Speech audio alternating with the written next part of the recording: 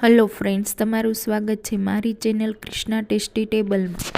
આજે આપણે બનાવીશું ઠંડીમાં ખાવાની મજા પડે એવા ગરમા ગરમ રૂ જેવા પોચા મેથીના ગોટા સાથે કઢી બનાવીશું। મેથીના ગોટાને બહાર લારી પર મળે તેવા સેમ બનાવીશું। તો જો તમને મારી રેસીપી ગમે તો મારી ચેનલને લાઈક, શેર, સબસ્ક્રાઈબ કરો। તો ચાલો બનાવીએ મેથીના ગોટા કે ભજીયા। એક ખાયણી દસ્તો લેશું, તેમાં 1 ચમચી આખા ધાણા, 1 ચમચી મરી, અડધી ચમચી અજમો લઈ અધકચરો વાટી લેશું। તો દસ્તાની મદદથી આ રીતે વાટી લેવાનું છે। તો આ રીતે દરદરું અથવા અધકચરું થઈ જાય એટલે પ્લેટમાં કાઢી સાઈડ મૂકીશું। બેટર બનાવવા માટે એક બાઉલમાં 1 કપ બેસન લેશું।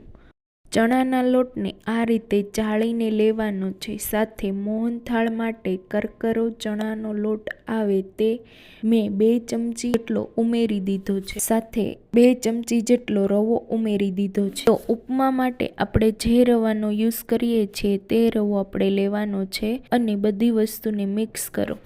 સાથે 1 ચમચી જેટલી આખી ખાંડ ઉમેરી છે।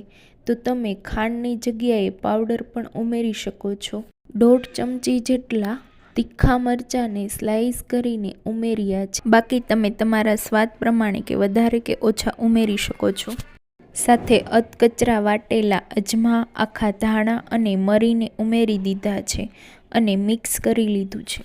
હવે અહીંયા મેં અડધો કપ જેટલું પાણી લીધું છે। તેને થોડું થોડું પાણી ઉમેરતા જઈ બહુ જાડું પણ નહીં, બહુ પતલું પણ નહીં એવું બેટર બનાવીશું। અત્યારે મેં અડધો કપ જેટલું પાણી વાપર્યું છે।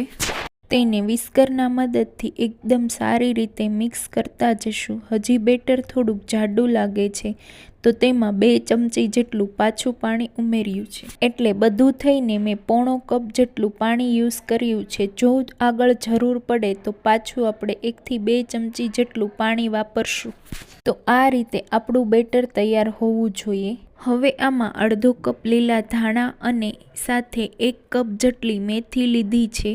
તો તેને ધોઈ નિતારી કટ કરી ઉમેરી દીધી છે। મેથી તમારી ચોઈસ પ્રમાણે વધારે કે ઓછી કરી શકો છો। તો સ્વાદ પ્રમાણે મીઠું અહીંયા મેં અડધી ચમચીથી થોડું વધારે મીઠું લીધું છે। તમે તમારા ટેસ્ટ પ્રમાણે વધારે કે ઓછું કરી શકો છો। તો બેટરને હવે હાથથી એકદમ સારી રીતે મિક્સ કરી લેશું। મિક્સ કર્યા બાદ બેટર મને થોડુંક જાડું લાગે છે તો તેના માટે 2 ચમચી પાણી એડ કરી ફરીવાર મિક્સ કરી દેશું। અહીંયા તમારે તેલ ગરમ કરવા માટે મૂકી દેવાનું છે। તેલ ગરમ થઈ જાય એટલે તેમાંથી 2 ચમચી તેલ અને ચપટી ખાવાનો સોડા બેટરમાં ઉમેરી બેટરને એકદમ સારી રીતે ફેટી મિક્સ કરવાનું છે। મેથીના ગોટા બનાવવા માટે બેટર તૈયાર છે। તો હવે તેલ ગરમ થઈ જાય એટલે ગેસની ફ્લેમને મીડિયમ કરીશું। તો મીડિયમ ફ્લેમ પર ગોટાને તળવાના છે। તો બેટરમાંથી આ રીતે જેવા જોઈએ તેવા નાના કે મોટા ગોટા બનાવવા હોય તેટલું બેટર લેવાનું। હું અહીંયા મીડિયમ ગોટા જ બનાવી રહી છું। તો જેટલા કડાઈમાં આવે તેટલા ઉમેરી દેશું। ગેસની ફ્લેમને મીડિયમ રાખી આ રીતે ઉપર આવી જાય ત્યાં સુધી તળીશું। તો તેલમાં ગોટા ઉપર આવી ગયા છે એટલે ગોટાની સાઈડ ચેન્જ કરી 1 મિનિટ જેવું થવા દેશું। તો અહીંયા 2 થી 3 મિનિટ જેવું થઈ ગયું છે અને આપણા ગોટા તળાઈને રેડી થઈ ગયા છે। તો તેને કાઢી લેશું અને સાથે આપણે મરચાંને પણ તળીને રેડી કરી લેશું। તો એકદમ પરફેક્ટ એવા અને એકદમ ઝટપટ બની ગયા છે। તો આ ગોટામાં બિલકુલ તેલ નહીં રહે, બહારથી એકદમ ક્રિસ્પી અને ટેસ્ટી બન્યા છે। હવે કઢી બનાવવા માટે 1 ચમચી ચણાનો લોટ સાથે 1 ચમચી દહીં અથવા પાણી લઈને ફેટી લે। મિશ્રણને આ રીતે મિક્સ કરો કે મિશ્રણમાં લમ્સ કે ગાંઠા ના રહે તે રીતે ફેટી અને તૈયાર કરો।